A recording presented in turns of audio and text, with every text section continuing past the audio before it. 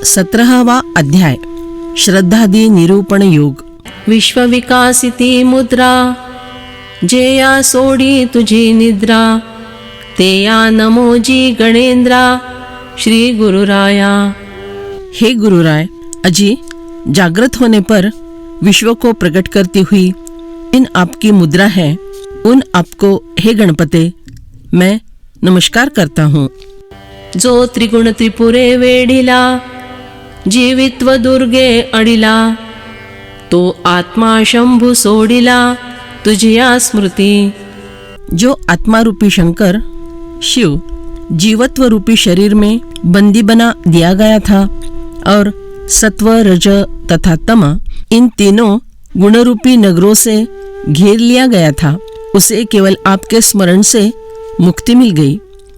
म्हणून शिवेसी कांटाळा, गुरुत्वे तुझी आगळा, तरी हेळा माया जळा माझी तारिता। इसलिए यदि शिवजी के साथ आपकी तुलना की जाए तो फिर श्रेष्ठत्व में आप ही उनसे अधिक वजनदार हैं। फिर भी आप इतने हल्के इसलिए हैं कि माया रूपी जल में डूबते हुए जीव को बचा के केवल एक क्षण में उसे तार देते हैं। जे तुझ्या विषयी मूढ, ते यासी तू वक्रतुंड, ज्ञानिया तरी अखंड उजुची अससी। जो लोग आपके विषय में अज्ञानी हैं, उन लोगों को आप एक और मुंह फेरे हुए जान पड़ते हैं और ज्ञानी पुरुषों के लिए आप सदा सम्मुख ही है।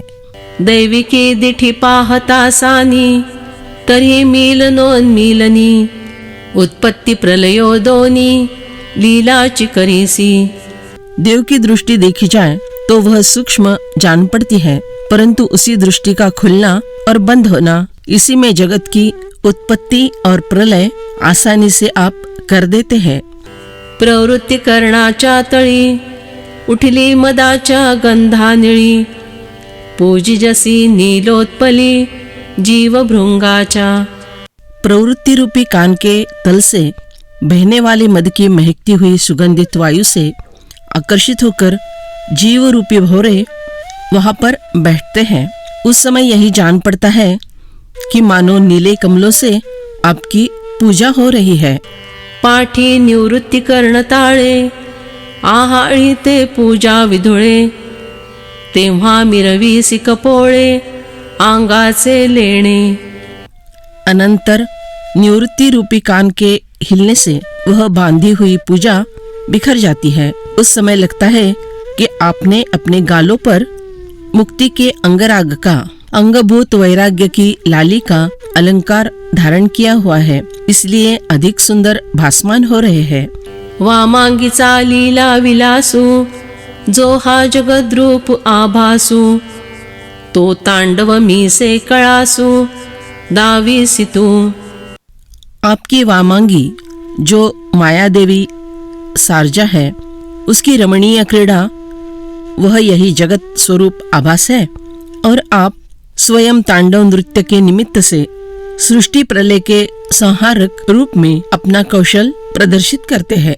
हे असो विस्मयो दातारा, तू होसी जयाचा सोयरा, सोयरिकेचे या व्यवहारा मुके चितो। अस्तु हे उदार श्री गुरु, आश्चर्य की बात यह है कि आप जिसके सगे संबंधी हो जाते हैं, वह सगेपन के संबंध से, व्यवहार से बिछुड़ जाता है, अर्थात उसके लिए अन्य कोई सगा या किसी के साथ संबंध रखने की आवश्यकता नहीं होती, अथवा भक्त भगवत रूप हो जाने से संबंध रखने के लिए आवश्यक द्वैत समाप्त हो जाता है। फेडिता बंधनाचा ठावो, तू जगत बंधु ऐसा भावो, धरूनी वोळगे उवावो तुझ्याची आंगी। जीव के सांसारिक बंधन का नाम निशान मिटाते समय आप जगत के मोक्षदाता बंधु होते हैं। ऐसा भाव मन में रखकर जो जीव आनंद से आपकी सेवा करने लग जाता है, इसीलिए भी आप जगत बंधु कहलाते हैं। दुजेयाचे नावे ते या देहही नुरे देवराया जाणो आपण पेया केलासी दुजा। वह आप में इतना विलीन होकर रहता है कि हे देवराय, द्वितीय कहने के लिए स्वयं उसकी देह अर्थात देह भाव भी बची नहीं रहती। उस समय मानो ऐसा लगता है कि स्वयं आपने ही दूसरा रूप धारण कर लिया है। तू ते करूनी पुढे जे उपायी घेती दवडे ते यासी तू बहुवे पाडे मागाची ठासी। जो लोग आपको अपने से अलग समझकर आपको प्राप्त करने के लिए विविध उपायों के मार्गों पर दौड़ लगाते हैं, उनके लिए तो अनेक प्रकारों से आप पीछे ही रहते हैं। अंतर्यामी परमात्मा की पहचान न होने से वे धोखा खा जाते हैं। जो ध्याने सुये मानसी ते याच्या तू नाही देशी ध्यान विसरे तेणेसी वालभ तुझ। जो ध्यान के द्वारा आपको चित्त में पकड़ने का प्रयत्न करता है, उसके चित्त के आसपास कहीं भी आप नहीं रहते। जो ऐक्य बोध में ध्यान को भी भूल जाता है, उस पर आपका प्रेम होता है। तू ते सिद्धच जो नेणे तो नाडे सर्वज्ञपणे वेदाही येवडे बोलणे नेघसी कानी। जो यह नहीं जानता कि आप स्वयं सिद्ध है और स्वयं अपने को सर्वज्ञ समझता हो, तो फिर वह खुद अपने से ही ठगाया जाता है। वेदों ने इतना विस्तृत वक्तृत्व किया है, फिर भी उसकी ओर आपका कान ही नहीं होता। आप उस वक्तृत्व को अपनी सच्ची स्तुति नहीं मानते। मौन गा तुझे राशी नाव आता स्तोत्री बांधो के हाव दिसती ते तुली माव मा भजो काई। अजी, मौन यह तो आपकी जन्म राशि के कारण ही पड़ा हुआ नाम है। ऐसी स्थिति में आपके स्तुति स्तोत्र गाने में कहाँ उत्कट ईहा रखूं? आँखों को जो कुछ दिखलाई देता है वह सब यदि माया है, तो फिर मैं भजन किसका करूं? दैविके सेवक हो पाहे तरी भेदिता द्रोहो लाहे म्हणोनी आता काही चिनोहे तुझ लागिजी। अजी, आपको देव मानकर मैं यदि सेवक बनना चाहूँ, तो फिर सेव्य सेवक भाव को मन में लाने के कारण प्रताड़ना करने का दोष लगता है। इसलिए अब आपके संबंध में मैं कुछ भी नहीं बनूंगा। जय सर्वथा सर्व नो हि जय तै अद्वया तू ते लाहिजे हे जाणे वर्म तुझे आराध्य लिंगा। जब पूर्ण रूप से सब अर्थात कुछ भी न होना यह हो जाएगा, तब हे अद्वय आपकी प्राप्ति होती है। हे आराध्य मूर्ति श्री गुरु महाराज, आपका यह रहस्य मैं जान गया हूँ। तरीन उरवनी वेगळेपण रसी भजनले लवण तैसे नमन माझे जाण बहुकाई बोलो। वह वर्म ऐसा है कि जिस प्रकार नमक अपनी भिन्नता बिना बचाए जल के साथ एक रूप हो जाता है, और अधिक क्या कहो, परंतु उसी प्रकार अद्वय होकर आप में समा जाना यही मेरा नमन है, ऐसा समझे। आता रिता समुद्री रिगे उचंबळ तू कुंभुनिगे कादसी दीपा संगे दीपुची होए। पहले खाली घड़ा समुद्र में प्रवेश करता है, लहरों के साथ जोर से ऊपर नीचे होकर अब जल से पूरा भर जाता है, समुद्र ही हो जाता है। अथवा दीपक के संसर्ग से रुई की बाती दीपक ही बन जाती है। तैसा तुझे या प्रणिपाती मी पूर्ण झाला श्री निवृत्ती आता आणि न व्यक्ती गीतार्थ तो। उसी प्रकार हे निवृत्तिनाथ जी महाराज, मैं भी आपकी वंदना करके परिपूर्ण अर्थात गुरु रूप हो गया हूँ। अब मैं गीता का अर्थ प्रकट करूंगा। तरी षोडशाध्यायी शेखी तिये समाप्तीचे या श्लोकी जो ऐसा निर्णयो निष्टंकी केला देवे।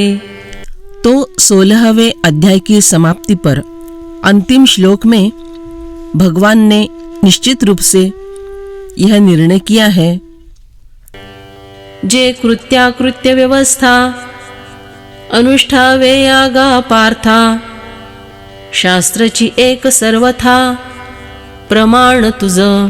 कि हे अर्जुन, जिस समय यह निश्चय करने की और उसका विधिपूर्वक आचरण करने की आवश्यकता हो कि करने योग्य काम कौन सा है और न करने के योग्य काम कौन सा है, तब तुम्हारे लिए एक शास्त्र ही पूर्ण रूप से प्रमाणभूत है।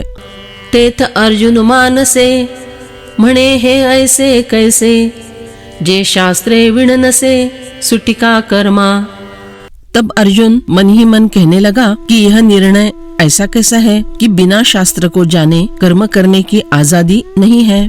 तरी तक्षकाची ये फडे टोकुनी कोते मणी काढे कै नासिकीचा के सुजोडे सिंहाची ये। फिर भी विचार करो कि तक्षक के फन की मणि बर्छा की नोक से कुरेद कर कब निकाली जाए और सिंह की नाक का बाल उखाड़कर कब लिया जाए। मग तेणे तो वो विजय तरीच लेणे पाविजे एरवे काई असिजे रिक्त कंठी। फिर वही मणि उस बाल में पिरोकर लिया जाए, तब फिर अलंकार मिलेगा, नहीं तो अपना गला यो ही नंगा रख दे। इस प्रकार का हठ करके क्या बात बन जाएगी। तैसी एया शास्त्रा मोकळी एया कोण के पावे टाळी जे एक वाक्य तेच्या फळी पैसी जे कई। उसी प्रकार सब शास्त्रों को अपना अपना मत स्वतंत्रता से प्रस्तुत करने की आजादी रहती है, तब इन शास्त्रों को कौन और कैसा स्वाधीन कर सकता है और उनमें समन्वय करा के एक मत रूपी फल में कब रूपांतरित कर सकता है। झाले याही एक वाक्यता कालाभे वेळू अनुष्ठिता कैचा पैसा रूपा जीविता ए तुला येया। यदि यह भी मान लिया जाए कि इनमें एक वाक्यता हो गई, फिर भी विधि के अनुसार आचरण करने के लिए क्या फुर्सत मिलने वाली है, क्योंकि इस इतनी छोटी आयु का विस्तार तो भी कितना है। आणि शास्त्रे अर्थे देशे काळे इही चहूही जे एक फळे ते विपाये की का मिळे आघवेयासी। और एक उत्तम फल देने वाला कर्म करने के लिए शास्त्रों की उपलब्धि, उनका अर्थ ज्ञान, आवश्यक द्रव्य सामग्री, योग्य ठिकाना और उचित समय, इन चारों बातों की एकत्र उपलब्धि होनी चाहिए। वह सभी को शायद ही मिलेगी अथवा न मिलेगी। म्हणून शास्त्रीचे घडते नो हे प्रकारे पा बहुते तरी मूर्खा मुमुक्षु येथे काई गती। इसलिए शास्त्र निर्णय के अनुसार अनुष्ठान करना अनेक प्रकार के कारणों से संभव नहीं हो सकता। तो भला जो मुमुक्ष है परंतु जिन्हें शास्त्र ज्ञान नहीं है, ऐसे लोगों के लिए आचरण का मार्ग कौन सा खुला रहता है। तो हा पुसावे या अभिप्रावो अर्जुन करी प्रस्तावो तो 17-18 अध्याया येथ।